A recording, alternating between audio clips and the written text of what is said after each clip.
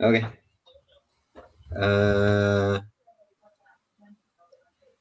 All right, we're Am I live. recording? Yeah. Does your system say it's recording? Oh yeah, yeah. Okay, I see the thing up at the top Record there. icon. Okay, great. Greetings. I'm Salvador Cordova. Welcome to Evidence and Reasons YouTube channel. It is a channel dedicated to exploring evidence and reasons for the Christian faith. Today, I'm privileged to have Jim, who was kind enough to watch my debate with TJump on Friday, I believe it was December 18th, 2020, about atheism versus Christianity. So, Jim, tell us a little bit about your interest in this debate. One thing I'll point out is I try to keep the identity of my guests as private as possible. So that will facilitate people coming on the show and feeling safe. So other than personal details, Jim, please feel to share something about your interests and some thoughts about the debate and why you wanted to come on the show. Oh, okay. Well, one of my hobbies or interests, you could say, is having discussions about just I don't know I guess philosophical discussions, but that bleed into a lot of what I've been doing the last 3 or 4 years has been having discussions with scientists on a scientific forum, and I'm presenting the philosophical aspects of the what underlies the scientific endeavor, and trying to point out to scientists that, hey, there's a little more going on than what you think. And so and the reason I got interested in talking to Sal is because I was watching his debate with TJump, and one of the things TJump was kept bringing up was this thing about novel testable predictions, and it's really kind of a way of the way I see it. Not only him, but other atheists do it. They use it as a way to skirt getting around the issues that really challenge their view. So that was kind of one of the reasons I wanted to just kind of have a discussion with Sal about that, just to kind of get his take on it and tell him a little bit about what I had experienced in my discussions online with different. I'd say, well, there are some of the scientists on that particular forum are Christians, but they're different stripes. Some are creationists, some are ID, and some are just evolutionists straight up. And then of course, there's atheists. So I'd say probably more atheists than theists, but Oh, yes. I think I know which forum you're speaking about. Yeah. Well, that's the one I messaged Yes. you on. So I've been on another forum before that too, which wasn't. It was more lay people that were kind of into philosophy and into scientific stuff, but this forum was definitely more in line with kind of the people I kind of wanted to talk to. I could tell you that now, reviewing the debate, there were a few things I could have done much better now in retrospect. Mm-hmm. And my opponent, TJump, was obfuscating. And I don't think, well, he was repeating talking points that were both, there are a lot of things when an opponent just states things that are just false. Mm-hmm. And the more effective ones are kind of subtle falsehoods. It's Right. hard to pick apart. And the sort of falsehoods people will accept. So I could have done a better job in retrospect. So it was really good practice to engage. The thing that he said was suggesting, well, this is a better theory because it makes novel predictions. But I was saying what I should have said. The issue was evidence of a miracle. If we have structures that shouldn't have emerged by ordinary laws of physics and chemistry, that is at least first pass, or what we call a prima facie, at least superficial evidence of a miracle. At that point, one can say, all right, maybe we need to investigate more, or maybe we do accept a miracle. And some people are just committed toward naturalism and nothing will persuade them. Right. And we could ask, he wasn't really, I could have pressed him more and said, what would be evidence of a miracle for you? He would say novel testable predictions. But actually, now looking back, I'd actually say, no, that's not a good criteria. And he caught me kind of off guard. He said he was saying novel testable predictions would be good criteria of a theory. And I should have hit back and said, okay, if we're dealing with an intelligent designer who has a will of his own, you're not going to be able to predict what he's going to do.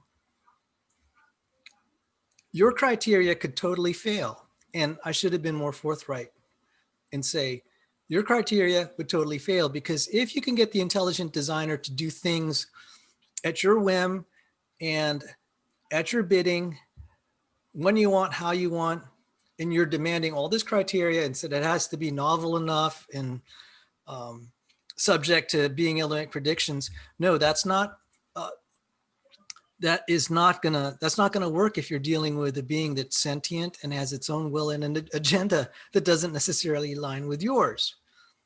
Now, what I've been careful to say is, therefore, it may or may not fall within the purview of science, what we would call science. Because if the criteria is that we have novel testable predictions to establish the supernatural, then it could well be that you're demanding that the designer fit your experimental data. And if you don't want to believe things that don't fit your experimental criteria, then one could totally miss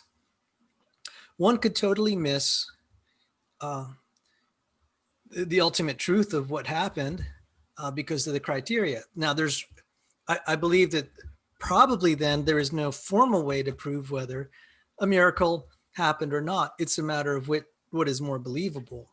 So now looking in retrospect, I think he would argue, well, then that this is better. And I should have said, how do you know that it's better? What experiment will prove that your methodology is better? I should have pressed him on that. I said, give me a formal proof. And I failed to do that. That's on me. But that's why I'm glad I had that debate, because the next round I'm going to say, show me a formal proof that that's better. Yeah, I think, well, at least from what the discussions I've had, and I'm kind of, because I'm like, I've gotten quite a bit into the physics side of, theories and mechanics and all that kind of stuff. I'm not really too familiar with it, when you get outside of that range, because I'm just a layperson, and all I'm doing is I just want to understand what these guys are saying. And so I just keep asking them questions, and the more I ask them questions, the more I'm going, scratching my head, going, these guys don't really know what they're talking about. That's true. Or well, they know. Okay, let me qualify that. They're very smart, very brilliant. They know a lot about their subject, but there's certain things that they haven't really picked things apart. As far as I guess you would say it's more of a philosophical side of the discussion. But like, I remember when I first started discussing with some of these, like astrophysicists and different one guy was one's an astrophysicist, the other is a quantum physicist, and well, one of them is a professor now, and the other one is I think he's still doing his doctorate, he might be doing a postdoctorate now, I don't know, but anyway. But when I asked, well, what's the difference between the like, for example, you have in physics you have a theory of relativity, right? So what I could understand is that you've got the mechanical aspect of the theory, which is really description. Mechanical theory, or I don't even know if you can call it, well, yeah, I guess you could call it a theory, but mechanical theory is really all about description. And when you get into explanation, that's more that's more outside the realm of science.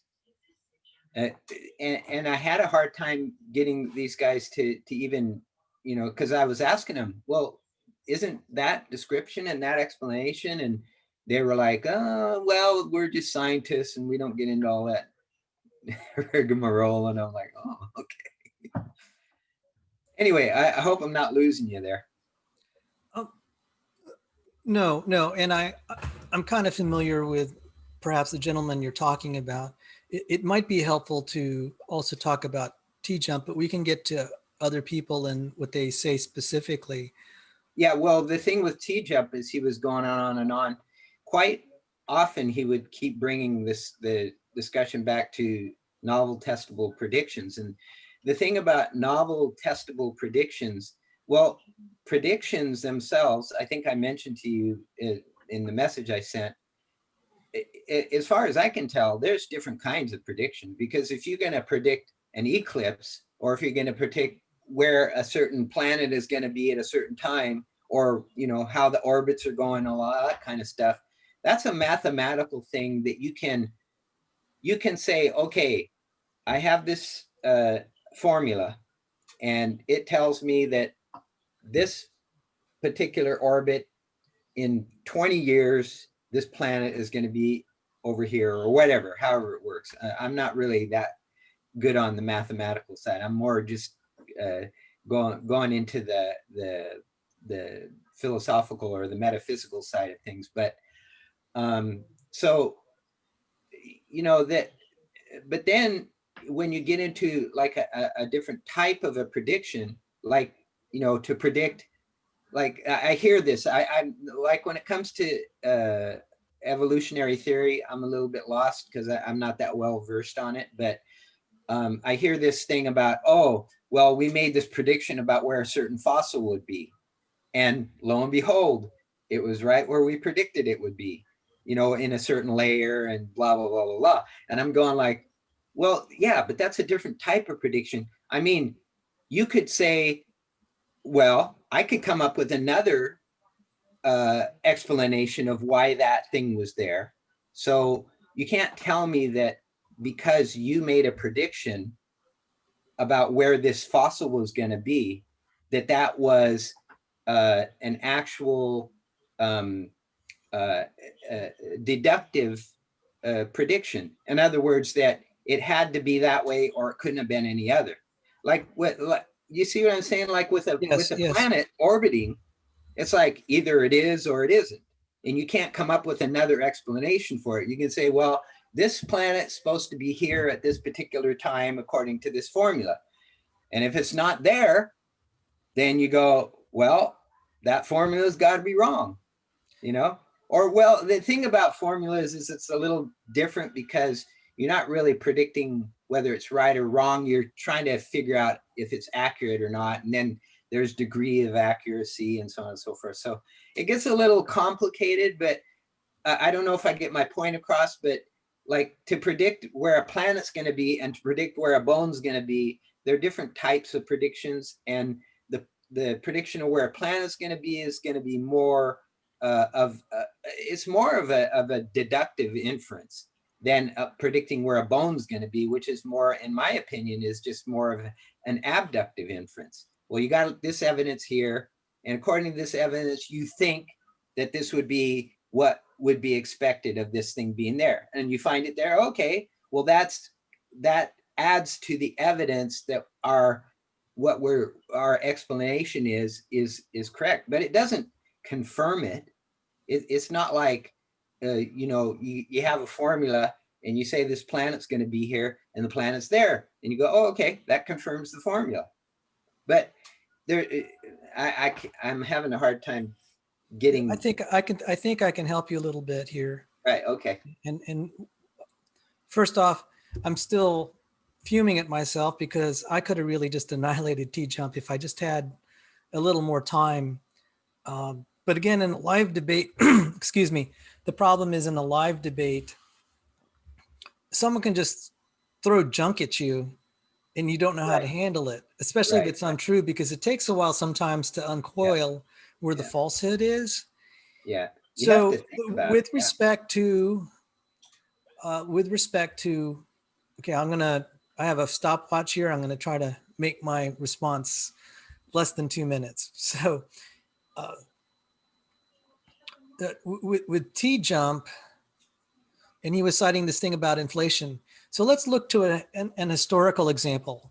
We had the geocentric model of the solar system and basically also the universe.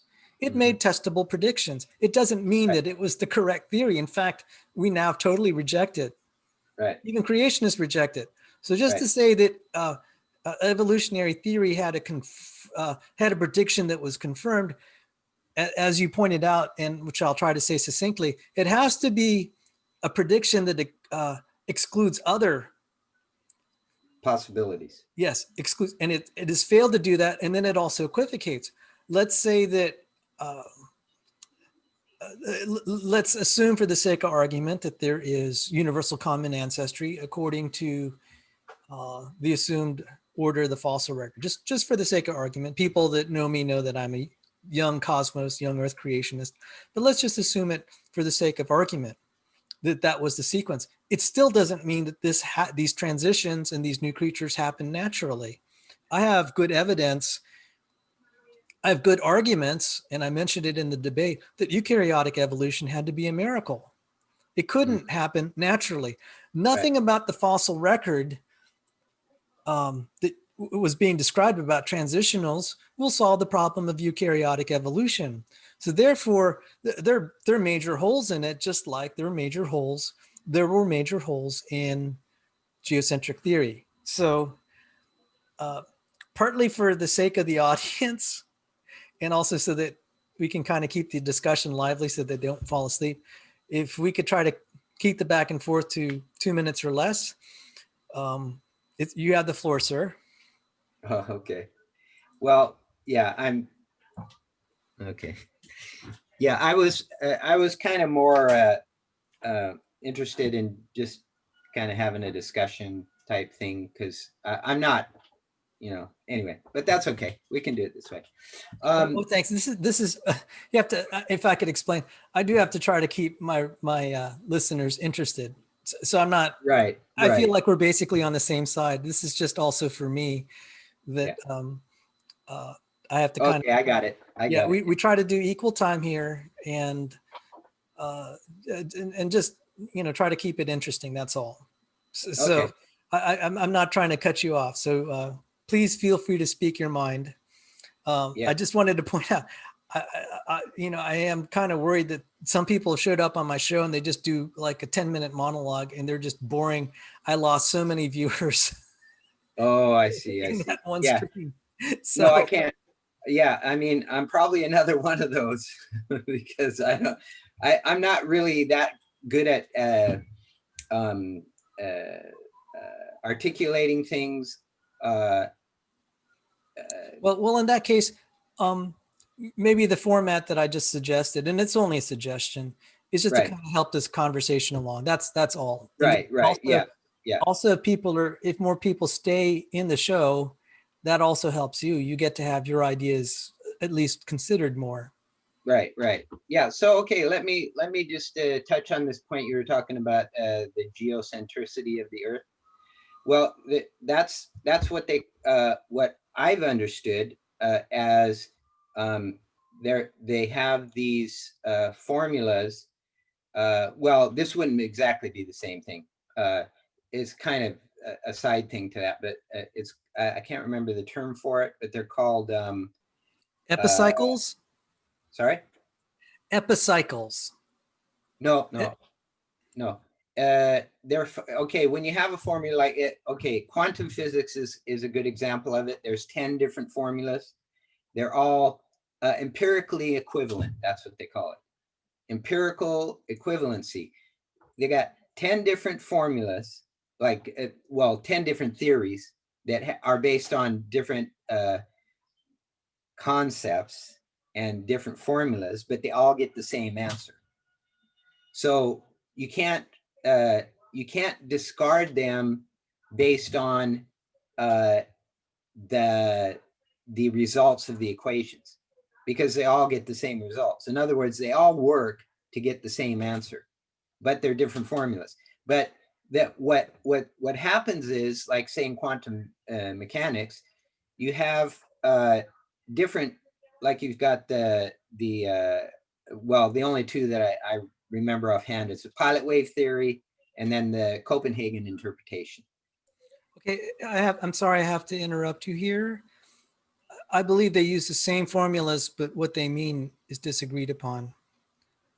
Because even out of all these quantum mechanic books, they'll use the same equations, but the meaning of it is interpreted different. It's the same formula? Yes. Oh, huh. That's okay. I mean, So that's let me just, okay, that's very if our possible, but listeners hear something that is incorrect, please correct it in the, feel free to put something in the comments, but there is a Wikipedia article called The Interpretations of Quantum Mechanics. And so just Google interpretations of quantum mechanics. And I'm going to actually do that right now just to make sure I'm not misleading people. Google. So I'm typing in Google. now, okay, but I'm pretty sure there is an example where that the equations aren't the same. That's a special theory of relativity. You have the Lorentzian. No, let me, because I can't, I have to be really careful here because I am supposedly a student of physics. And so Okay. I have to be just a little bit more, I can't let certain things go. So let's go to quantum. Okay, I did interpretations of quantum mechanics according to Wikipedia. And let me share my screen so people can actually see this.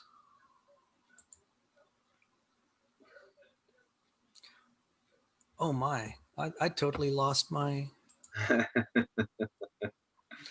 An interpretation of quantum mechanics is an attempt to explain how the mathematical theory of quantum mechanics correspond to reality. Although quantum mechanics has held up to rigorous and extremely precise tests in an extraordinarily broad range of experiments, not one prediction from quantum mechanics has been found to be contradicted by experiments. There exist a number of contending schools of thought over their interpretations. These views on interpretations differ on such fundamental questions as whether quantum mechanics is deterministic or stochastic, which elements of quantum mechanics can be considered real, and what is the nature of measurement. And despite nearly a century of debate and experiment, no consensus has been reached among physicists and philosophers of physics concerning which interpretation best represents reality. Okay. So I just have to say, my best reading of this is that, let me stop here. They don't have different, they're going from the same physical theory, which means they have the same math. So I just have to, I just kind of have to challenge what you said. I don't have, that's fine. I'm just pointing out just That's fine. I understand the physics is I don't think that is correct. Okay. I mean, since you're studying it, you probably know better than me. But okay, so do you know about the Lorentzian and Minkowskian interpretation of special relativity? I'm There pretty is there. sure. Oh, wait. Now we're starting to get in. For the reader's sake, special relativity is consistent and compatible with quantum mechanics. Now, there are two kinds of special relativity: Lorentzian and Einsteinian. Yeah, that well, Lorentzian. Minkowskian would be. I've not heard the term Minkowskian. Well, okay. Now, there is the Minkowski metric that is used in special relativity, and I Yeah, don't so know whether Lorentz can adopt it. You can get the same answers. So there are about 12 or 13 predictions that both Lorentz relativity and Einsteinian relativity will agree, and they'll give the same results. So, but it doesn't agree in every aspect. I'm just there is one issue with the ether, and some well, people that was that's settled by the Michelson-Morley experiment. yeah, but But well, okay, reviewing the slow down, experiments, just I'm a not minute, sure that it's been settled. But just a anyway, minute please go now.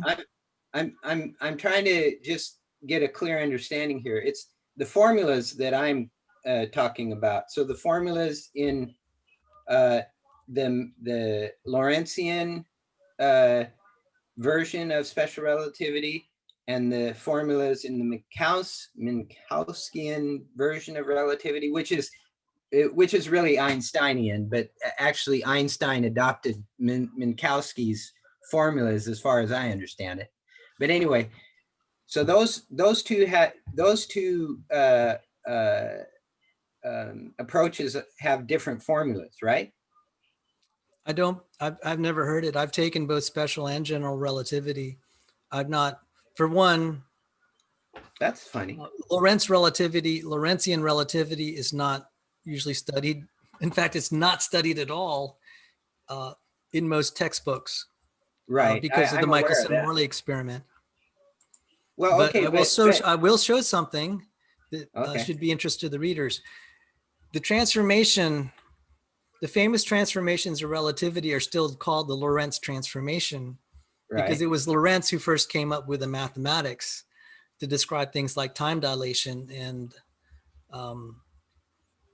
space contraction. So here are the equations for the Lorentz transformation.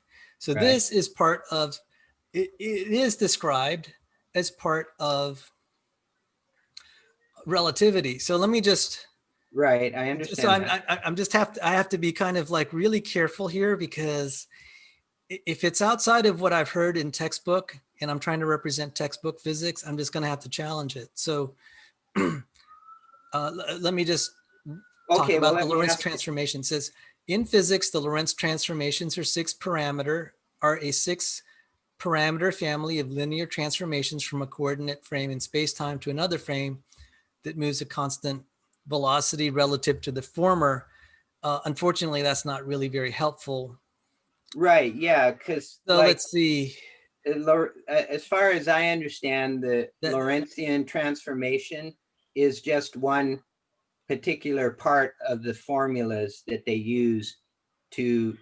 I think what I understand. It's a terrible wiki article, by the way, Yeah. because anyone who could read that would probably not actually need to read the not have any need to read the wiki article. So I'm going to just try to Google around a little bit here, but I just have to say, I've never heard the term Minkowskian relativity. There is the Minkowski metric that is part of relativity, but we don't call it Minkowskian relativity. I've never heard that term in my textbooks. Oh well, I've come across it several times, so I don't know. Maybe it's something that's not normally referred to as that, but it has been referred to.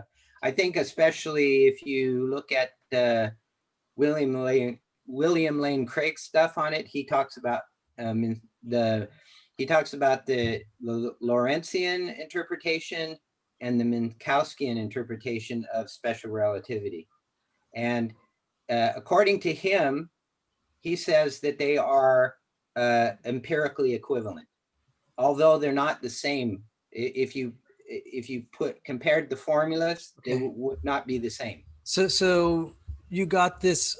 Okay. So when I Googled Minkowskian relativity, I didn't get a lot of hits. I did get Okay. Minkowski space.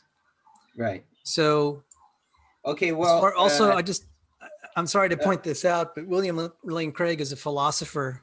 He's not a yeah, I professional. realize He's not that. even a professional. He's not a professional physicist. I don't know how much professional physics training he's got. So, Well, I would say as a professional philosopher, he probably at least is going to make his arguments are not going to be based on false information, at least probably not very often.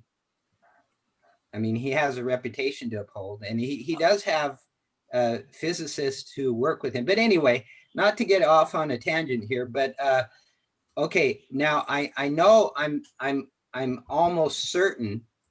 Well, okay, I guess I can't almost. The way I understand it is that Einstein's special theory of relativity, he uh, when he first formulated it, it was uh, he didn't have uh,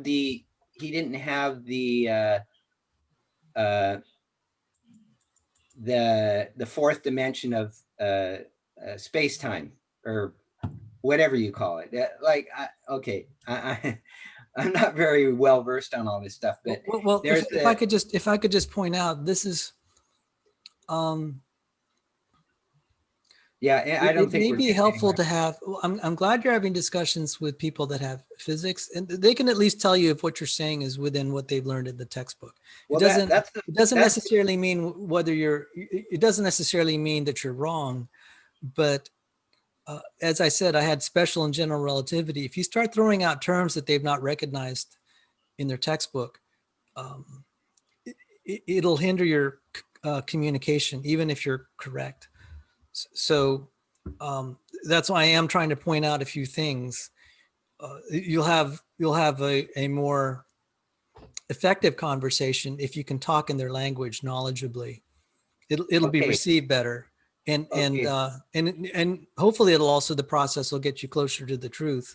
So right. your arguments will have more force if you're more versant, and part of that is really just talking to people like me. If I say, as a student of science, I never heard it that way, I'm not Right. saying that you're wrong, but um, Well, I've learned it pretty much as, yeah, go on.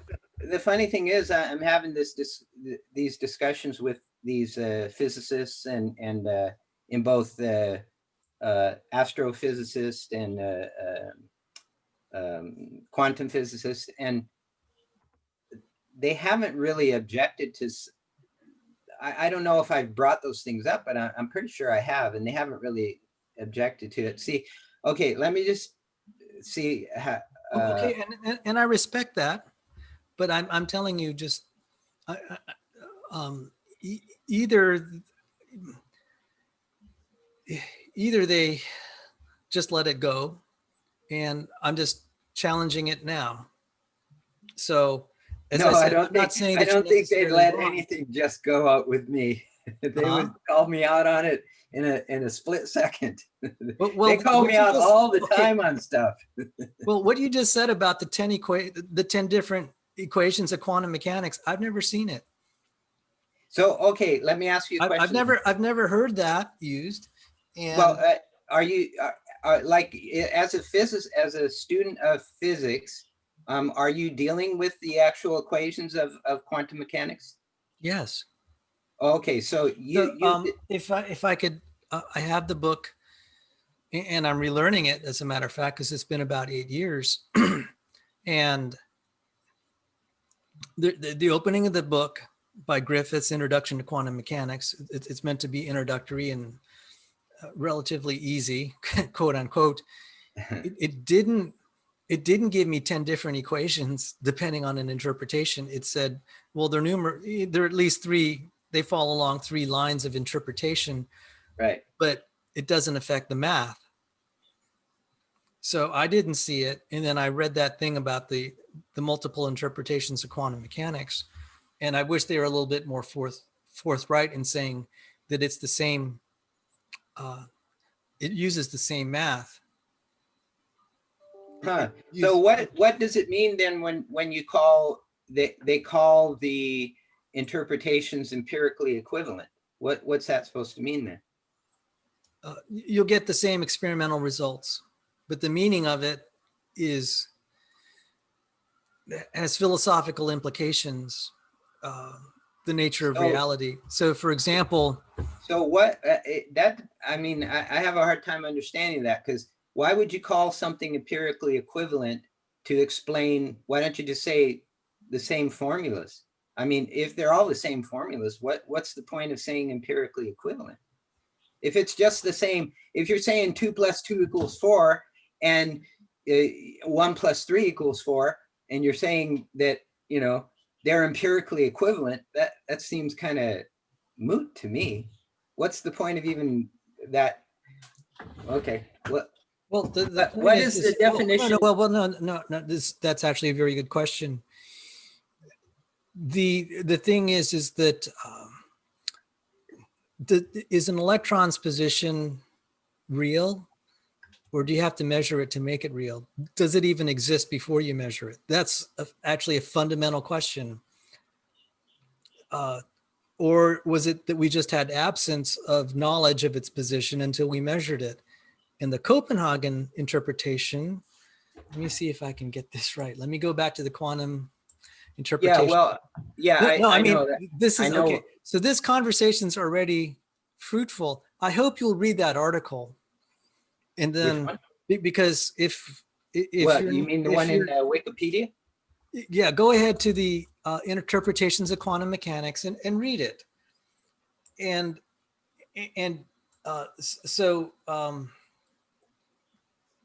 okay, so more or less all interpretations of quantum mechanics share two qualities.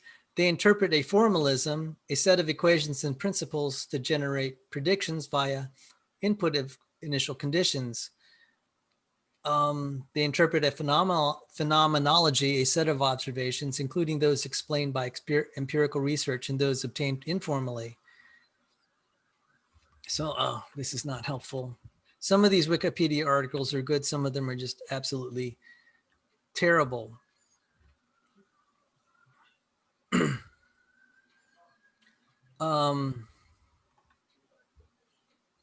Let me see. I'm going through this. Now, this doesn't have anything very much to do with TJump, because right now we're still arguing basic science. So this is still okay. Okay, well, let's just kind of forget about this track and well, I can't, if I may put this, I still have a responsibility just not to let some things go. And if we went on a tangent, it's because I'm like, well, you know, I want to at least settle it and say, okay, that's fine. Please go to the Wikipedia article and just start there. Yeah, well, so let me at least read, because you asked an important question. Let me at least read what the Copenhagen interpretation. The Copenhagen interpretation is the standard interpretation of quantum mechanics formulated by Niels Bohr and Werner Heisenberg. The Copenhagen interpretation rejects questions like, where was the particle before I measured its position, as meaningless. The measurement process randomly picks out exactly one of the many possibilities allowed for by the state's wave function in a manner consistent with the well-defined probabilities that are assigned to each possible state. According to the interpretation, the interaction of an observer or apparatus that is external to the quantum system is the cause of the wave function collapse. And Paul Davies says, reality is in the observations, not in the electron. So that's a very kind of spooky way of looking at quantum mechanics, that the observer has. Yeah, which I don't accept that one at all. Okay, so actually some creationists accept it because it leads to some very interesting interpretations. I think it's just too way out there for me. I think the pilot wave theory it's obviously, to me, it's obviously the correct theory. You know, you've got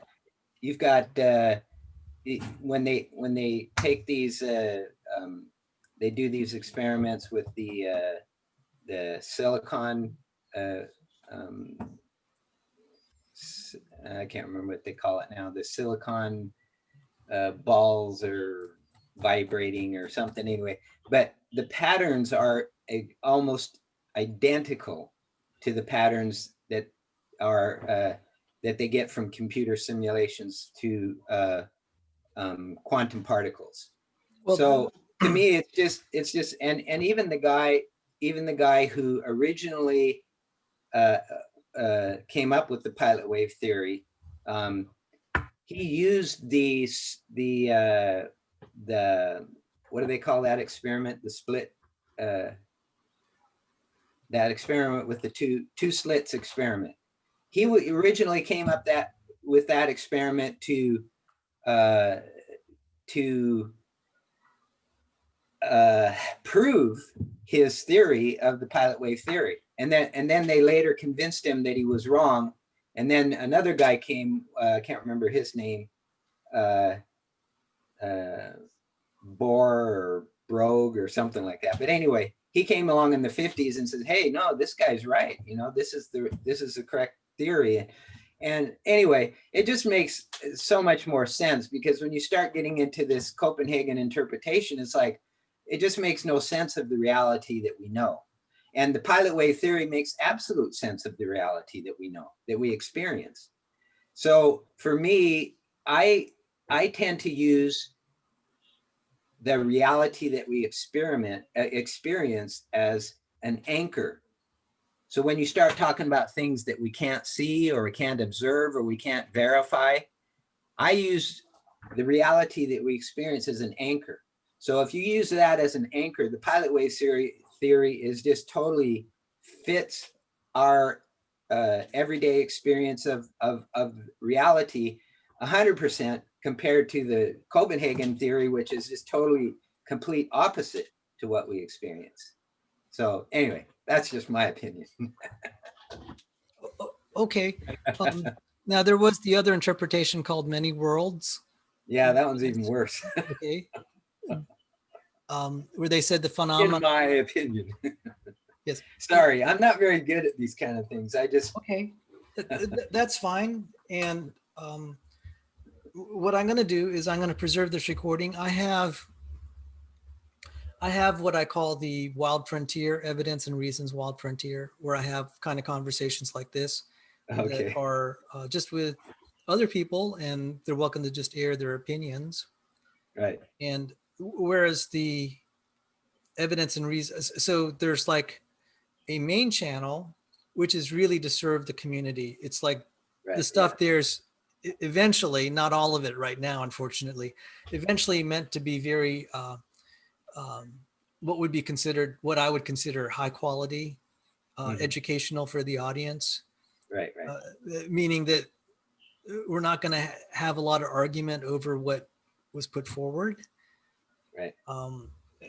For example, we had some disagreement about certain things and the names of people and the various ideas, and that wouldn't be helpful. But we're going to preserve this recording. I'm going to put it up on the Evidence and Reasons Wild Frontier website. So given those parameters, you're free to speak your mind and just express yourself. So just let me talk briefly about the many worlds phenomenon. It said, the phenomenon associated with measurement are claimed to be explained by decoherence, which occurs when states interact with the environment, producing entanglement, repeatedly splitting the universe into mutually unobservable alternate histories, effectively distinct universes within a greater multiverse. So there's no way, as far as I know, that this could possibly be tested because it says the other universes are unobservable. So what do you do with a theory like that, where I mean, one will still get the same experimental results, and that's what would matter to people that are using quantum mechanics, like chemists and quantum computer designers. But whether they're real many alternate worlds or not, I don't believe that can be resolved by experiment at this time, maybe never. So go ahead, just speak your mind. and just say what's on your heart. Okay, so let me just give you sort of a rundown of. You can go on the forum. I'm sure you know which one I'm talking about, and you can see the discussions I've had with these guys, and we've gone on and on and on and on and on, and okay, let me tell you how the last one wound up. Is finally I was talking to this guy. He's an astrophysicist, and we've had several exchanges on the forum, and finally in this last debate, he finally came around and said, because we were discussing about absolute and relative space, and the theory of relativity. And he finally came around and said to me, because really all I'm trying to do is, as a layperson, trying to get an understanding of what these guys are saying and what they're really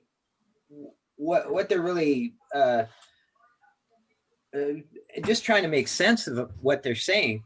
And so in the end, he finally came around and said, well, most astrophysicists, and I can show you the quote. It's one of the last posts in the thing. And this guy's a professor now, so he probably knows what he's talking about. He says, most astrophysicists who work with general relativity will tell you, at least as far as he knows, that relativity theory is not incompatible with absolute space.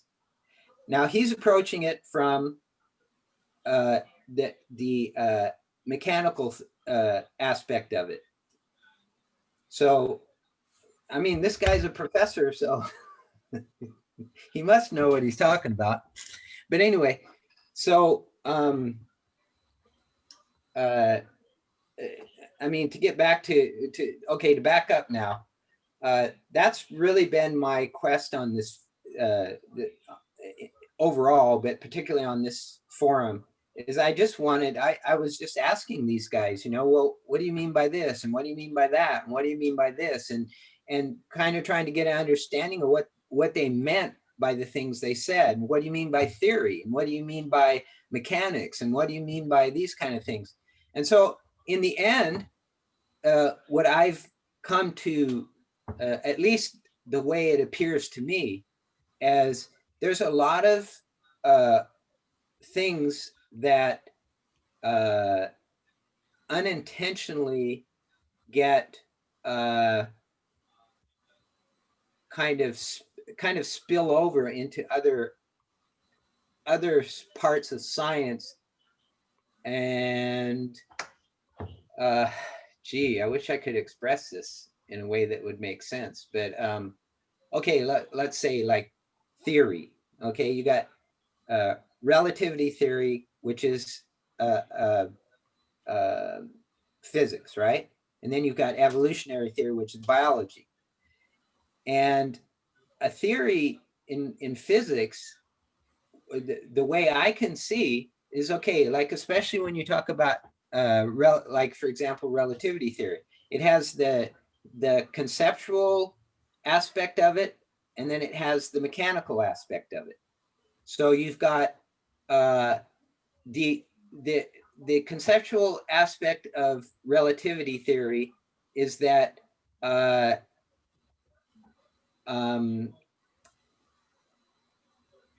reality is is observer centric. That's the way reality is viewed.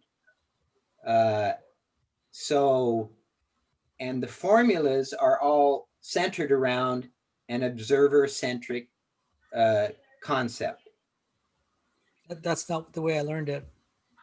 Well, that may not be the way you learned it, but that's the way I understand the way it's been explained to me, and from talking to people on the forums, because that's essentially what it boils down to. Is when you're doing these formulas, you're saying, okay, you've got an observer, and you've got the speed of light, and you've got the positions, and I'm probably not getting this exactly right, but I'm just trying to give the idea that it's all based on what the observer sees.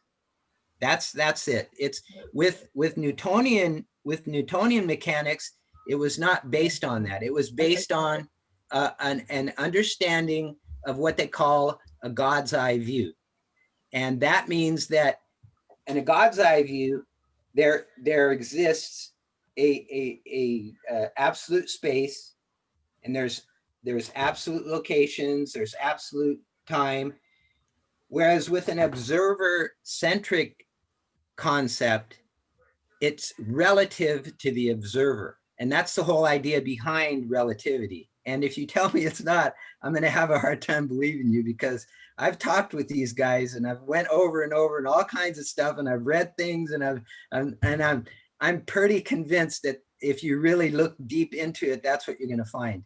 Because to me, what a lot of times scientists do is they get these textbooks and they read them, but they don't really take time to really think about what's actually being presented to them. Because I don't see how you could say that relativity theory is not, the concept behind it is not the observer-centric concept. Everything's relative to the observer. Oh, okay, well then tell me what your how you see it, what your view is.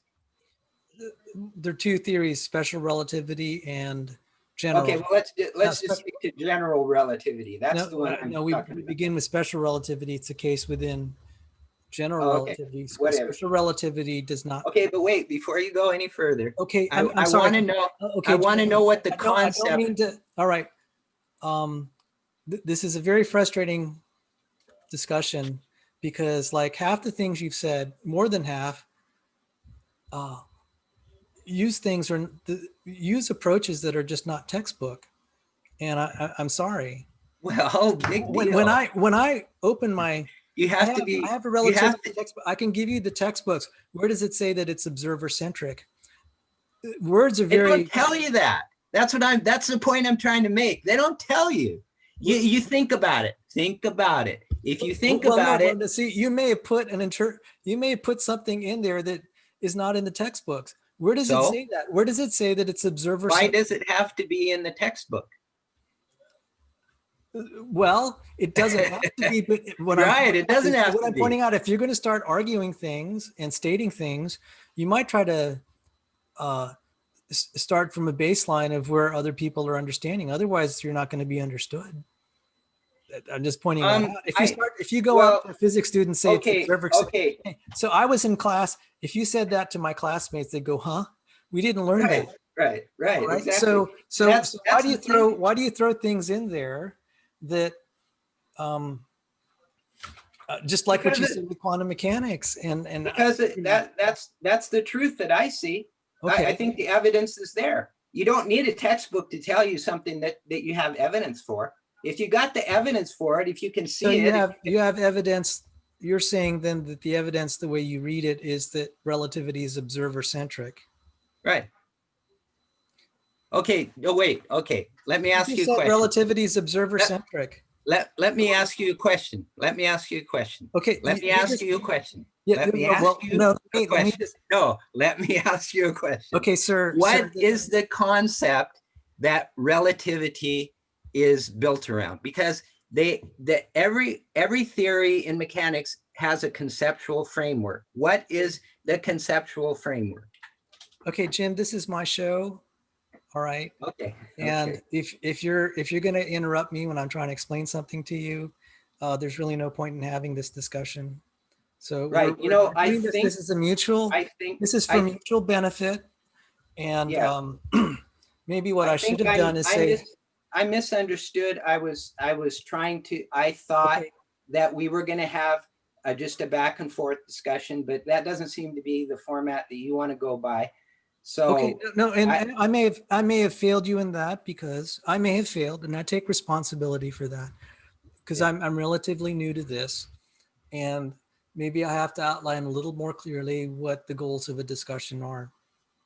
Okay, if the goal of the discussion was just for you to speak, then that's also fine.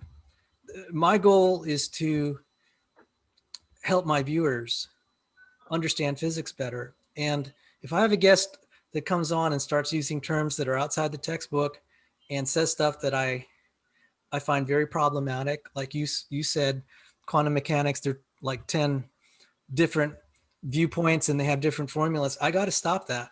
And so we had a long discussion on that. And now you say relativity is observer centric. I got to stop that too. And that doesn't serve my viewers. It does serve my viewers to say, okay, this is what the textbook said. There's not going to be any dispute that this is what the textbook says. It doesn't mean that the textbook is right. In fact, I will go against textbook theory, particularly with evolutionary theory. But if you start throwing out your own description of things, I don't know how that serves my viewers. Now, you are a viewer and you're one. So I value that in that respect. But there are other viewers that I have to consider. So if you feel that I best serve you just by giving you a platform to speak, I'll give you 50 minutes just to say what's on your mind. And it doesn't mean I'll agree with it. So just go ahead and say what's on your heart, and we'll leave it at that. If you want me, Well, to give okay. my opinion, I will. So I'm going to give you 50 more minutes of my time. You were generous to let me give me space to be late. And so I owe you that courtesy. So just speak your mind, and you're welcome to air this video on any channel you like. And if you have viewers, you can serve them with that. That's the least that I could do.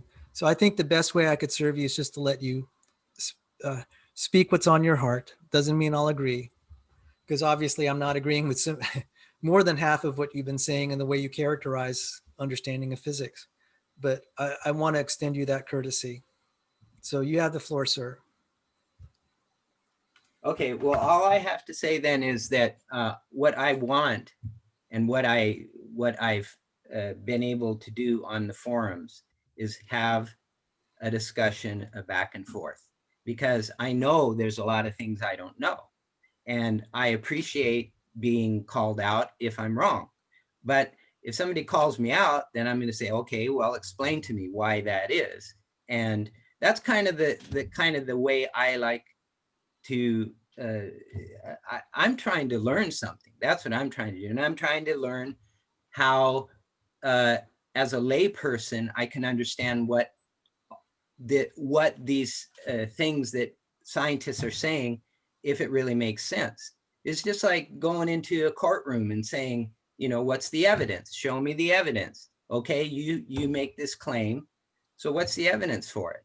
And like I say, I've had discussions with these guys who are, they've got to know what they're talking about, because I mean, they're studying it and they're teaching it, So simply all I'm asking is, if you're looking for something that will suit your viewers, then I'm sorry. I didn't understand that, and I probably won't be any help to you as far as your viewers go.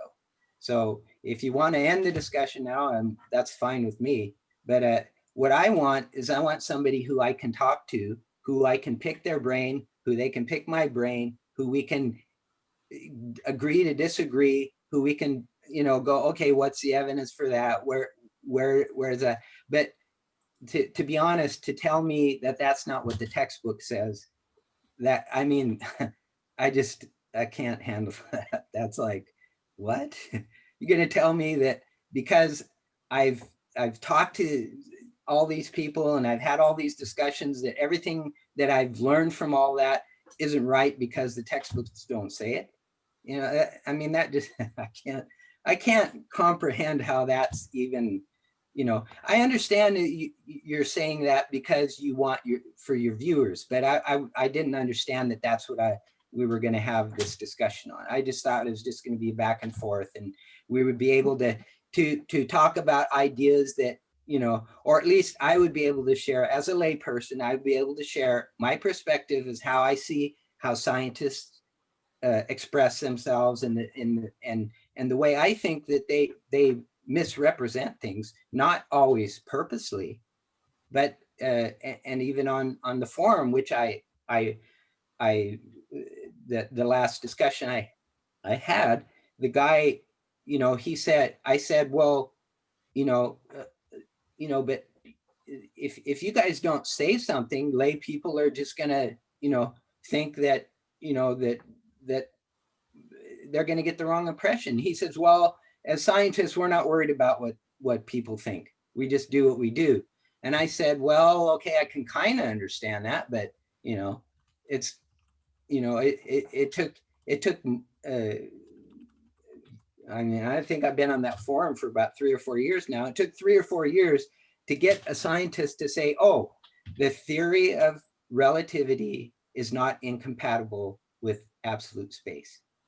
And, you know, I'm like, why didn't you say that from the beginning? You know, because we've been talking about absolute and relative space, you know, give me a break. Anyway, that's basically all I have to say. Well, I take the responsibility for not articulating what my goals were, and so it's really no one's fault. This is just natural that when I run a show that I probably need to outline what my goals are, and maybe the problem was it wasn't clear in my mind what to expect. So well, I tried to make it clear, but I guess I didn't. But no, I wasn't aware that this was a show. I just thought we were just gonna have a discussion. So anyway. Yes, and see, I'm not going to blame anyone for that. You know, sometimes we don't understand our own selves and what our objectives are, and sometimes the process. This is probably a good educational process for me, where maybe next time I'll be a little bit more careful. And so I'm not blaming you for how this turned out. I very much appreciate the fact that you listened to my debate, and I wanted to grant, since you reached out to me, I wanted to at least extend the courtesy where you could speak your mind and reflect on the debate. And we ended up talking about everything except the debate, except for like, say, the first 10 minutes. Right. So, but. Yeah, well, I did want to talk about the, you know, the predictions, but anyway, that was really what I wanted to talk about, because I have some ideas on that. But anyway, it's fine.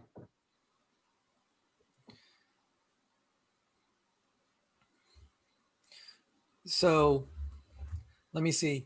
That's why I would have actually. I just have to point out something.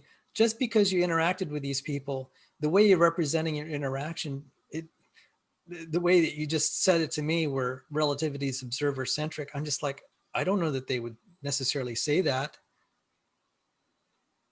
They might not say it, but it's right. obvious. See, and I have a problem. You see, well, it's obvious to me. I have to say, if something's obvious to me, can I not have that opinion? You can have it. You can have it if you want it. And I think it's founded. I think there's justification for it. It's warranted. You may not agree with it, but I think there's warrant to say that relativity, the conceptual framework of relativity, is an observer-centric conception. Okay, so anyway, how can I serve you by just letting you say that? Do you want me to challenge that, or do you want me to agree with it?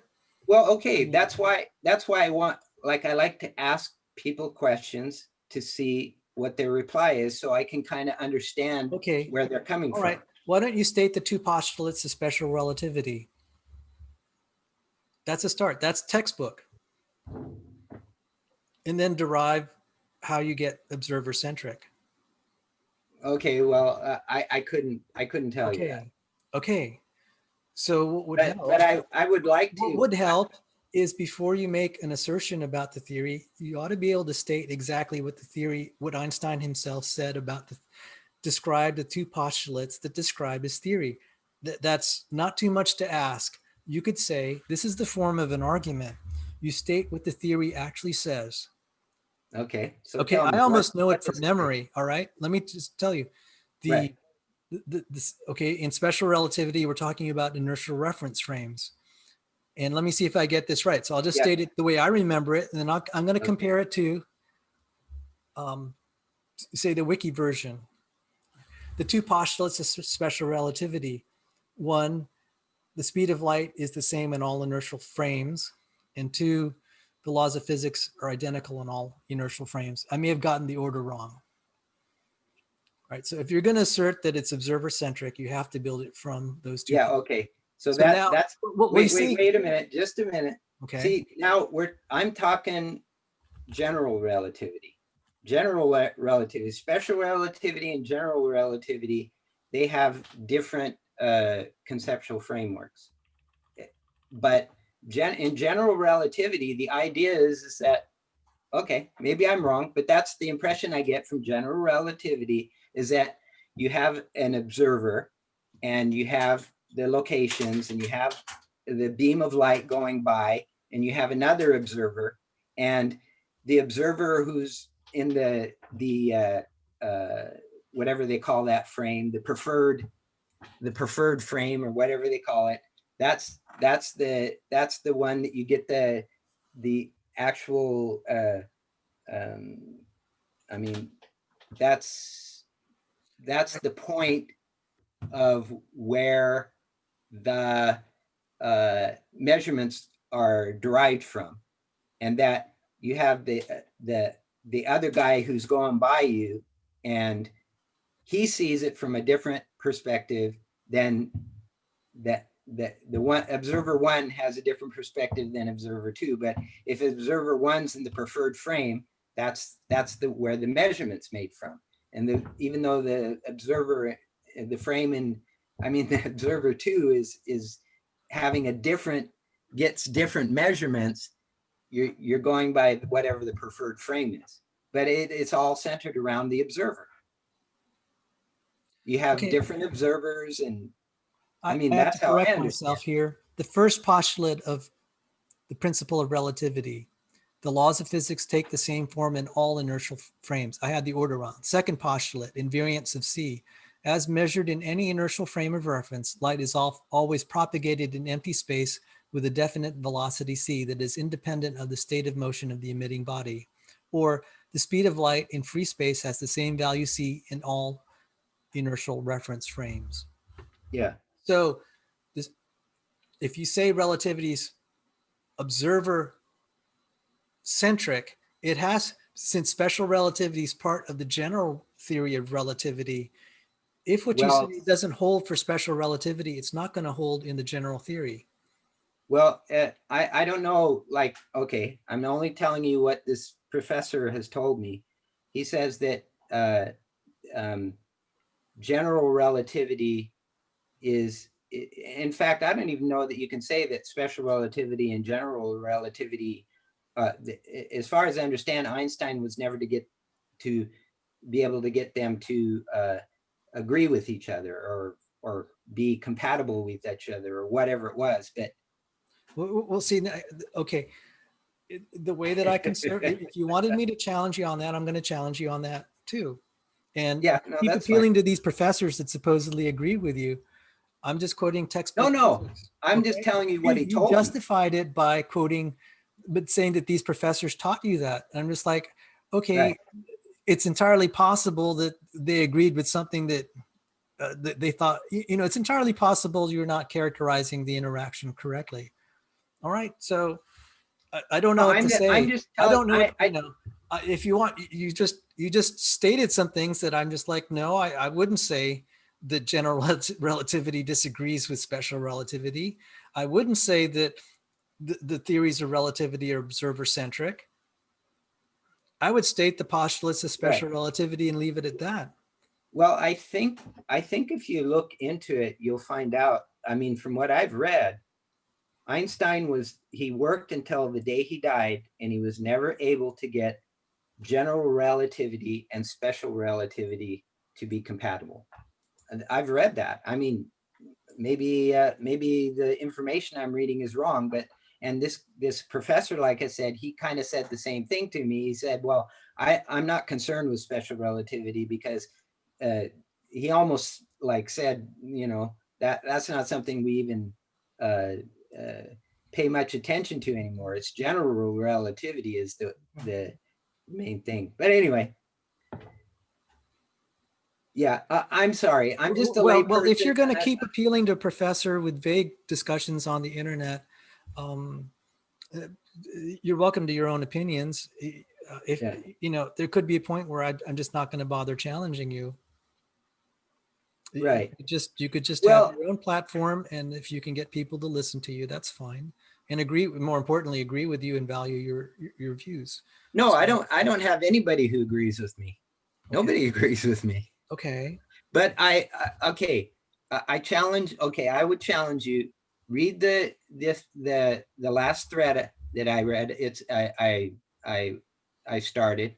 It's only probably about a 45-minute or an hour read, and you I, go through that and see if I'm being unreasonable. See if I'm being unwarranted in what I'm saying, and if you think I am, then you can definitely tell me what you think and why you think I am. But as far as the discussions I've had, looking at evidence and understanding what terms mean, the way that, you know, some people say that they mean, and then looking online and seeing what, you know, what kind of things are written about what this term actually means on scientific papers and whatever, you know, and all that kind of stuff. I I I just have come to the conclusions that I've come to, I believe, based on evidence, based on understanding the way the terms are being used.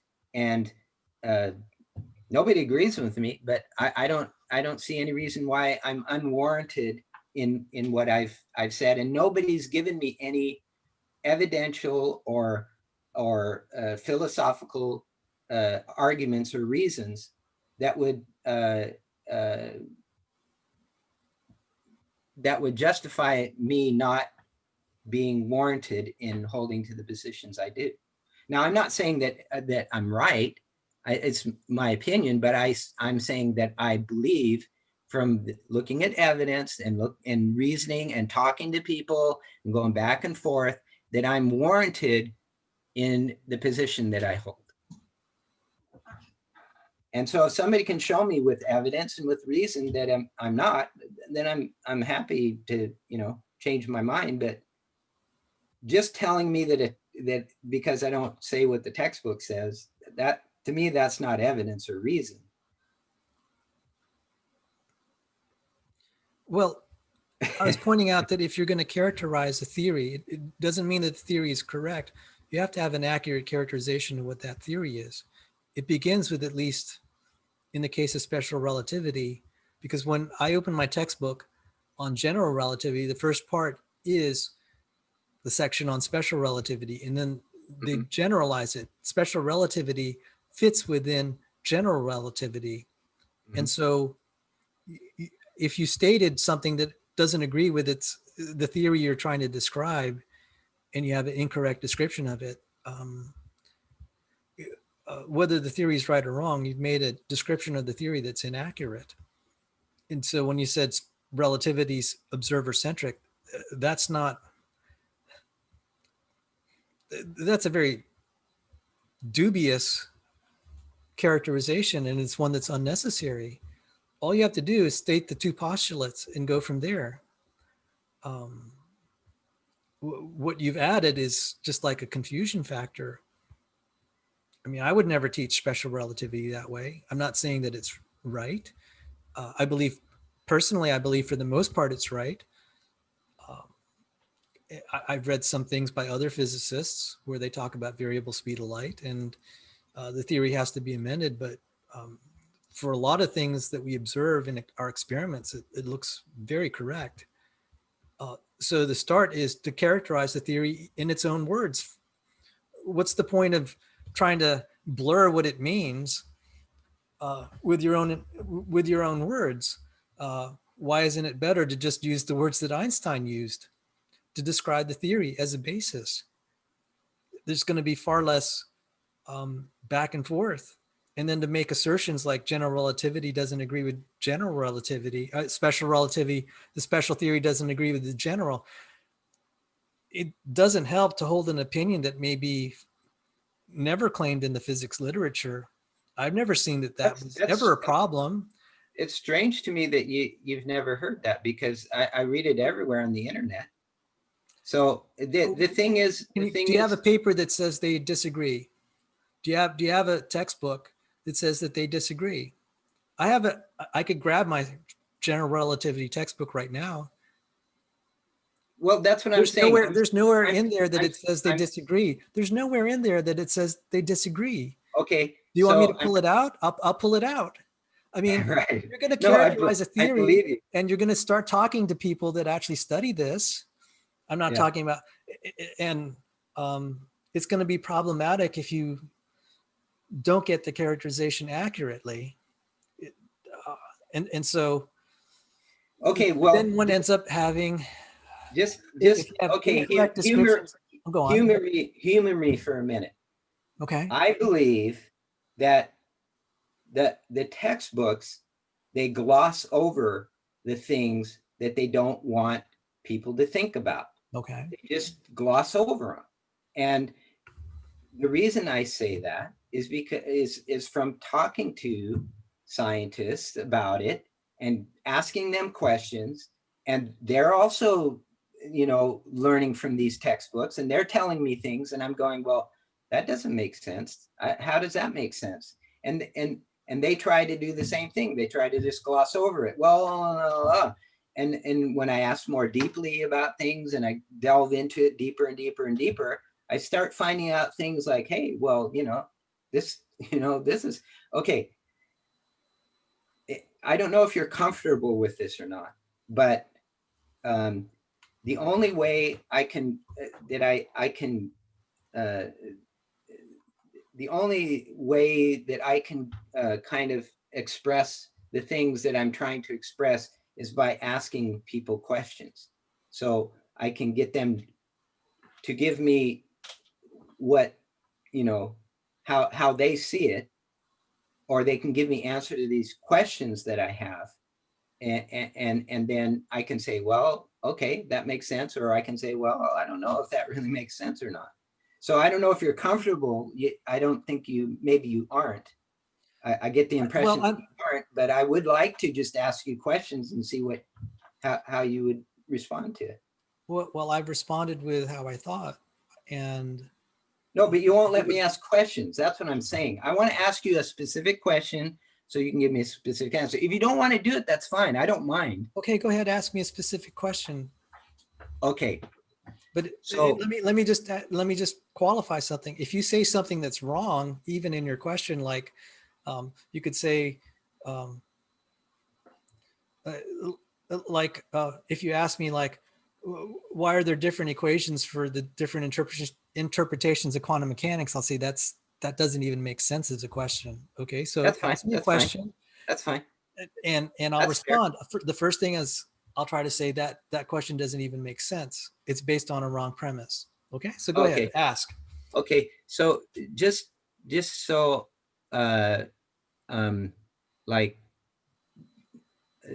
just so some of the things that you say are surprising to me, and it's very possible that I just misunderstood what I read or whatever. So that's kind of why I kind of react kind of funny, because I've read these things and that didn't sound like what I read.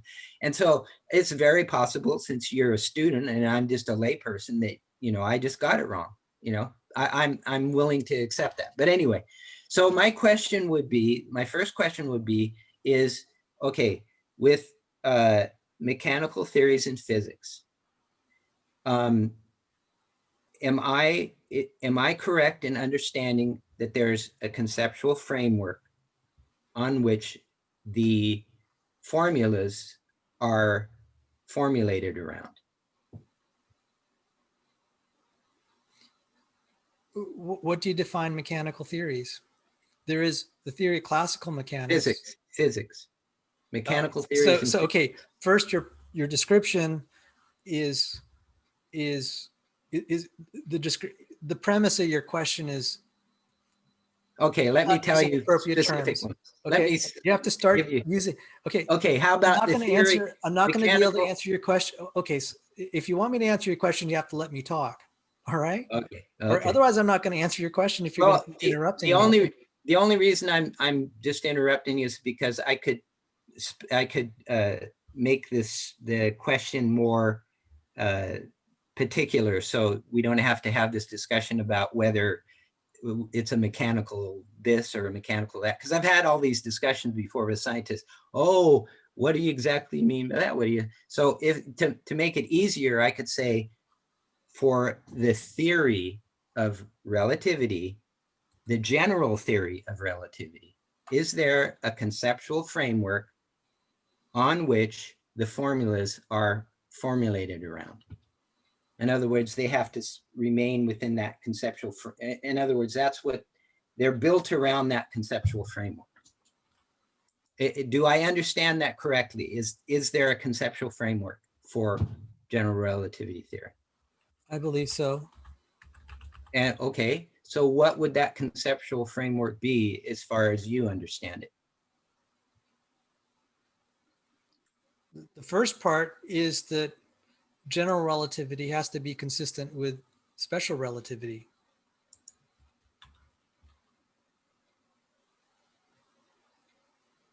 That's a conceptual framework?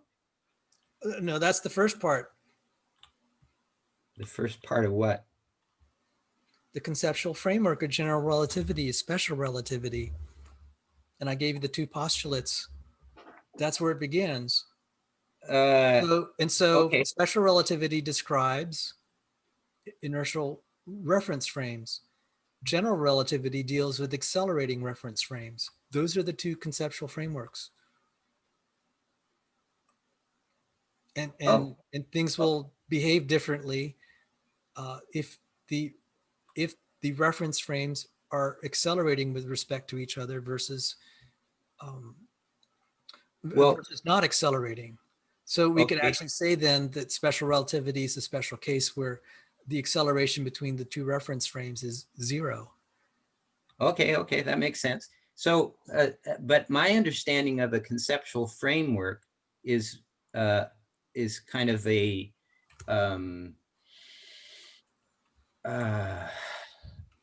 concept.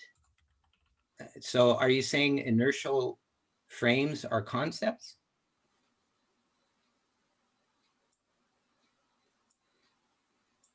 I mean,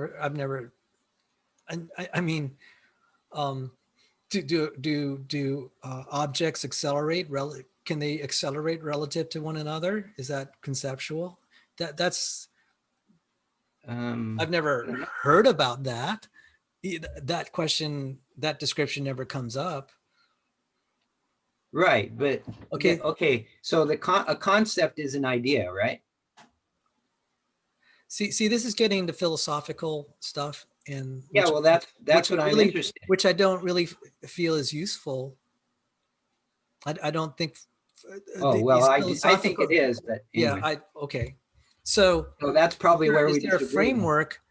I think the problem with scientists is they don't pay attention to philosophy. That's why I think the problem is. And actually, I'm kind of glad they ignore them, because I don't think today's philosophy, maybe the philosophy of nature, which is now what we call science, is useful. The rest, I think, just adds a lot of confusion factors. I think it provides clarity myself. Okay. I think people get confused about it, but when you understand it, it provides clarity. That's how I see it anyway. Okay. And that's why I think a lot of like for me, science is about what can be objectively verified. And when you start getting into theory, you're stepping into the realm of philosophy, because theory is about things which cannot be objectively verified. I mean, that's how I understand it.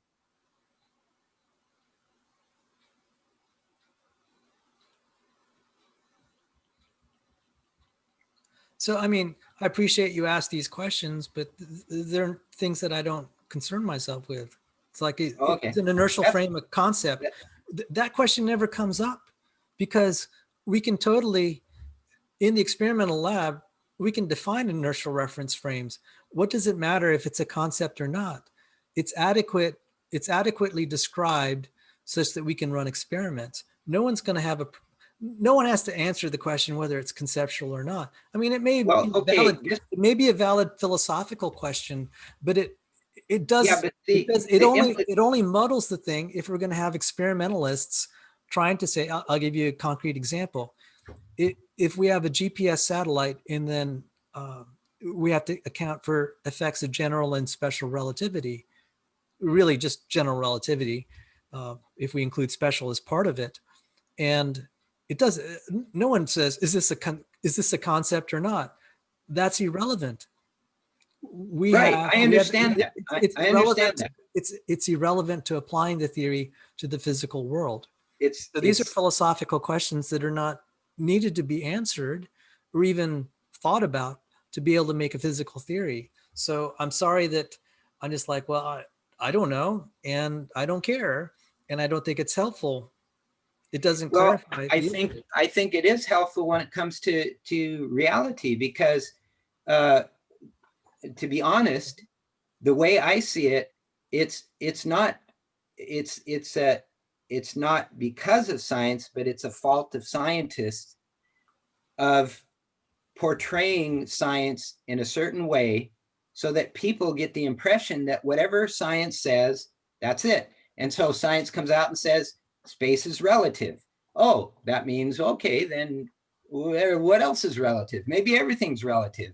It's everything's relative to me. That's really what it comes down to. These things filter down into society and they affect people so that people can't think anymore. And that's really what's going on today in society. They don't know how to think.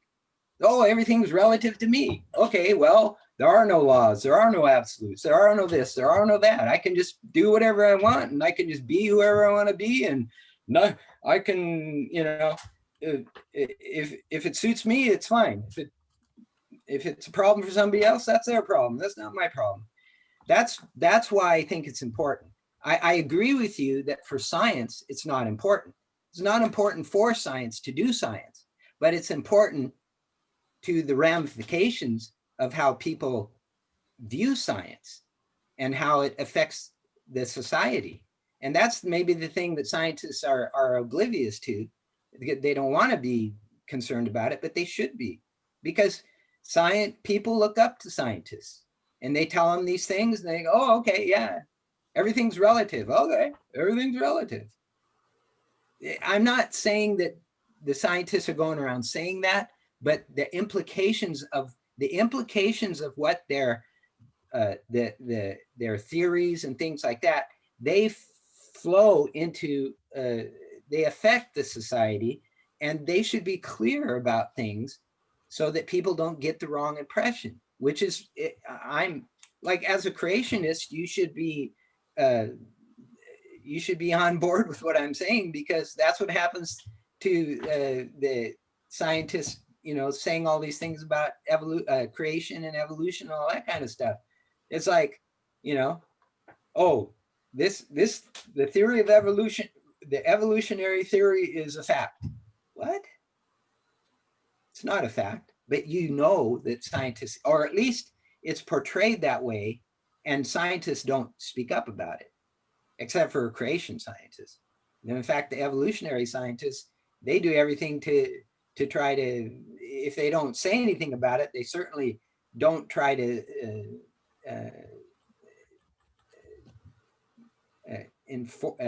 support what people who do say that it's not a fact. So that's where I'm coming from. I'm just a layperson, so that's the perspective I bring to this, is that I see it from how the average person sees it and how it affects the average person. And to me, I find it almost criminal, the way that science is portrayed to society. And you have these things going on today. They hide behind science and they say, well, that's not science. But then when you point them out what the actual science is, then they go, they pretend like, you didn't say anything, or like, you don't know what you're talking about. And when all you're doing is saying, well, you said go by the science, and here's the science, and you're not going by it. You know, they hide behind the science. Okay, anyway, I'm on a rant here, but that's kind of where I'm coming from as a layperson. And so I understand that you as a scientist aren't really concerned about the philosophy, but I think it is important in the fact that it has very significant ramifications on how it shapes society. And so scientists need to be aware of that, and they need to at least be honest and say, well, you know, this is theory of relativity. It's about, you know, it's what it's really about is describing how matter behaves, or more or less something like that. It's not about how reality exists. So just because we have this theory of relativity, and one of the concepts of it is that space is relative, which that is the concept is relativity. That's why it's called relativity, because it's about being relative. And and Einstein went against Newton's concept of absolute space and said that space is relative. And so people latch onto that and they go, oh, well, space is relative, but it's not talking about reality. It's just a way of describing how matter moves. And if you would look more into the philosophical aspect of it, you'd understand what I'm saying. But that's the thing, is it's hard to get scientists to understand. These are, you got the metaphysical and you got the physical. When you're talking about anything that can be observed and verified and objectively verified, then you're talking about physical science. When you start talking about things that you can't observe, like absolute space, is space absolute or is it relative? That's a philosophical discussion.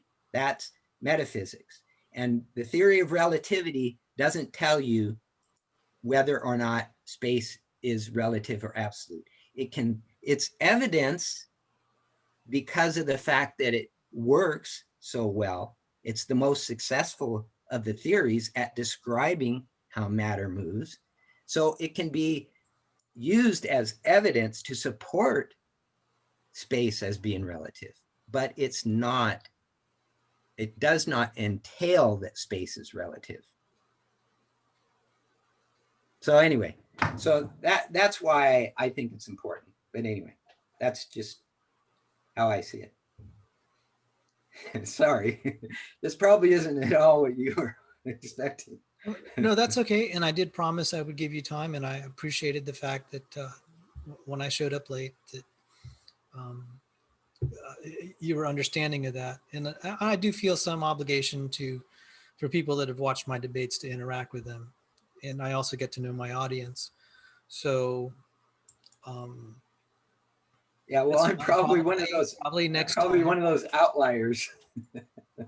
I'm not your typical audience. For one thing, I don't see the term space is relative used a lot. I just Googled it. I don't see it. Yeah, a lot of these things you won't find. I've had to search and search and search and search about these things. I have a problem with that. Why can't you use terms that or more common to describe the theory, or actually use the theory itself to describe itself? You see, this is what I don't like about philosophy. It misrepresents what theories and what people have said. And when you couldn't even state the postulates of special relativity, I have a problem with that. If you're going to criticize it and make deductions from that, you should be able to at least give a game attempt to state what the postulates are. And well, I've had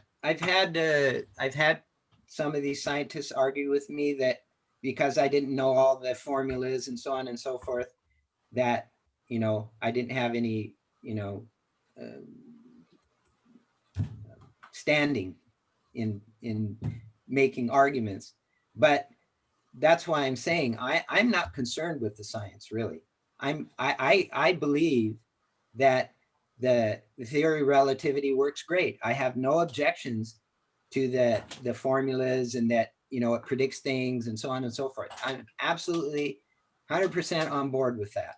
I'm concerned with the philosophical aspects of it, the metaphysics. And when you're talking about theory, okay, we're not talking about describing something. Theory is about explaining something. And that's something that a lot of scientists don't seem to grasp. Like I see you kind of squinting there. When you're talking about, you just said something. Can you repeat that? yeah. So there's descriptions, which is what mechanics is. It's describing how matter behaves, how it moves through space. You can make a mathematical formula to describe how this object, where it's going to be at a certain time, and so on and so forth. That's description. That's describing how matter behaves. But when you want to explain, that's the effect, okay? That's the effect of how matter moves through space. But when you want to explain the cause, what is causing something, or what is the how do you explain the underlying reality, that's no longer science. And that's where I think there's a real ambiguousness about when you talk about scientific theory, because when you're talking about something that can't be objectively verified, you're moving into the realm of philosophy. You just can't get away from it. As long as you stay in the realm of what's objectively verifiable, then you're smack in the scientific realm. But you have to, when you can't objectively verify something, you have to depend on, and I know scientists don't like this term, but you're gonna have to use abductive reasoning. It's not a deduction, it's an abductive reason. I mean, abductive inference. You have to look at the evidence and weigh the evidence and see where the evidence is leading you. And that's why they call it abduction, because it's sort of, the sense is that it's abducting you to a certain place. If you follow the evidence, it's taking you to a certain place. You can't get away from it. And that's what, when you get into the, what you can't objectively verify, that's getting into the realm of philosophy. And you're relying on abductive inferences.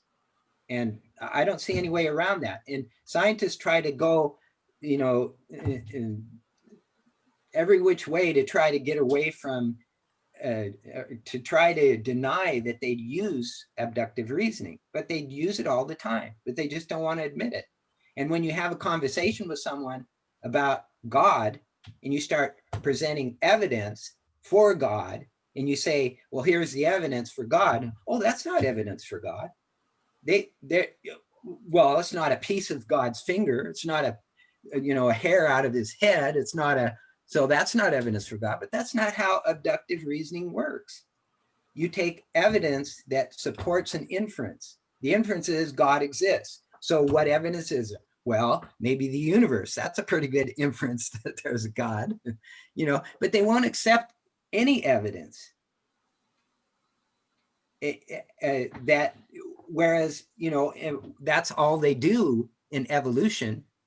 Evolutionary theory is all about abductive reasoning. Here's the evidence, and this is the inference that it supports. And that's what they're doing all the time. But yet they won't let you do that when you want to talk about God. So to me, philosophy is very important. And that's why I see it as important, not for science per se, although science depends on philosophy. You can't do science without philosophy, which I'm sure you agree with. But can you say that again? You can't do science without philosophy. I disagree with that. I totally disagree with that. Well, science is based on philosophy. I disagree with that. Okay, tell me why. How do you define philosophy? Well, I define philosophy. Do I have to study? In fact, in science classes, we sort of laugh at Aristotle. He was a philosopher. Right. We thought it was So he what's that hindered got the to do advance with? of scientific method because But of his what's philosophy. but what's that Well, got I'm to a do with philosopher. what's that got to do with whether science depends on philosophy or not? In fact, science began to proceed because they began to. It was almost an anti-rationalist thing. It's like we are more interested in brute facts. I don't agree with that. Okay. Philosophy is the foundation that science was built upon. If you didn't have philosophy in the first place, you wouldn't have science. Taken by. That's how I view it. That's in my If opinion. we didn't have measurements and observations, there wouldn't be science. We don't need philosophy to do science. Well, how about all the assumptions you make in science? That's a philosophical position that you take. See, but that's conflating the issues. We don't need No, to it's learn, not we conflating the don't need to issues. learn Aristotle or all these other philosophies that have No, failed. you don't. If You you're don't saying need we to. need all these bad philosophies to make science work, I have a problem with that. No, I'm not saying that. So I'm there's saying only that one good philosophy. That's why. I'm How do you I- determine what's a good philosophy then? I'm saying that science depends on philosophy. You can't do science without philosophy. You have to use deductive reasoning. You have to use inductive reasoning. You have to use abductive reasoning. What do you think inference to the best explanation is? That's philosophy. You're taking things, you're taking the evidence, you're weighing which one is more, even what do you call it? Bayesian, whatever you call that, Bayesian um, theory, or whatever you want to call it. To do probabilities is philosophy. That's What do you all think about this? It says, be on guard. philosophical. Oh, go on. I interrupted you. Go ahead. No, it's fine. I'm just ranting and raving. Go ahead. What does it, how do you interpret this? It says, the Apostle Paul wrote, be on guard so no one takes you captive through philosophy and vain deceit. Uh-huh. What do you think about that saying? Well, if you look at Paul, he used philosophy all the time. He said, So captive through philosophy and vain deceit. So he is not saying that you can't, that you shouldn't use philosophy. He's talking about be aware of getting caught up in philosophy so that it takes you away from Christ. But that doesn't mean if you take away philosophy, you can't do reason. That's what philosophy is. It's reason and logic. You take away reason and logic, you know, do you think that the apostles didn't reason and didn't use logic and didn't look at evidence and weigh things according to the evidence they saw? That's philosophy. That's part of philosophy, but I look at most of philosophy today. It's just, it strikes me as being useless. Well, okay, I can agree. This is like taking good things, lumping it together with lots of bad stuff, and then calling it philosophy. Logic is good stuff. Okay, fine. Then call it logic and reason. Forget about the term philosophy. Let's just say science is, science depends on logic and reason. How's that? Is that okay? Observation, science is defined as right, observation, hypothesis forming, and testing. Right, but you can't, science depends on logic and reason. You can't do science without logic and reason. Hypotheses is logic and reason. You're taking an idea, you're looking for evidence, you follow the evidence where it leads, and based on the accumulation of the evidence, you decide which is the best hypothesis. Well, the That's reason I'm reluctant logic to say and about reason. logic and reason is many things were counterintuitive, didn't agree with what we would even consider rational. That doesn't mean that you can't use logic and reason. Yeah. It just means that sometimes you just have to go by the evidence. You look at the evidence. If the evidence is contrary to what your experience is telling you, then you have to go, okay, well, maybe what I'm experiencing isn't really the way things are. Maybe the earth isn't, maybe things aren't geocentric because of the evidence. But just because one thing doesn't comport with our experience doesn't mean you throw out all experience.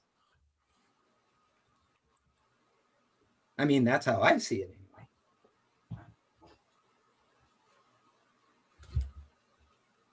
Now, I agree with you that philosophy gets really way out there. And that's why, as a layperson, I'm just as skeptical, or I stand at arm's length from philosophy the same way I do from science. I look at it and I say, okay, what's my personal experience? For me, it's obvious that there's a God. It's logic and reason takes me right there. I have no question about that. And then the way I see it, I think God created me in a way that the experiences, for the most part, the way I experience things is the way reality is. Maybe not always, but for the most part. And I don't see any reason why God would have made it any other way. And so that's my basis for which I base my reasoning on. And I know that logic and I know that reason are certainly a part of how God created us. I mean, I'm convinced they are anyway. And I agree that philosophy gets really deep in the weeds, and they can get into all these wacko, weirdo, wonko type theories. And so I use these weirdo, wacko, wonko type theories. I just look at them and I go, that's a bunch of baloney. But from those, I can understand, I can get a bit of an understanding of why people think the way they do, because people don't know how to think anymore. I'm telling you. I mean, do you disagree with that? Do you think that there's a lot of people who don't even know how to think anymore? Or is it just me? That's too broad a question. Okay. You don't have to answer. But there are people that make lots of non sequitur, lots of nonsensical. They adopt lots of nonsensical beliefs. Right, and I believe personally, I'm persuaded that there's a lot of people who don't know how to think today. But that's just my personal opinion. So do you have any final thoughts? You have the floor. I'm thankful that you spent this time with me. I do appreciate it. I'm glad that I was able to rant you.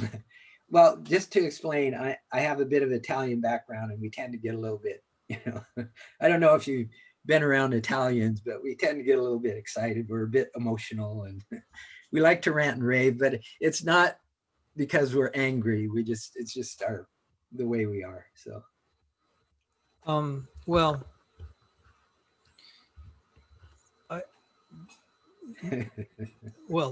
one thing I'll say is that if you're going to make characterizations of scientific theories, I think it's helpful to characterize it in the words that they use for their own theory. I agree with you, and I'm sorry I didn't. I'm going to have to close this meeting. Okay, that's fine. I have an emergency outside of this meeting, so it's been valuable talking to you. So I'll talk to you. We'll have a Merry Christmas. Let's say that. All right. All right. Take care. Too. All right. You too.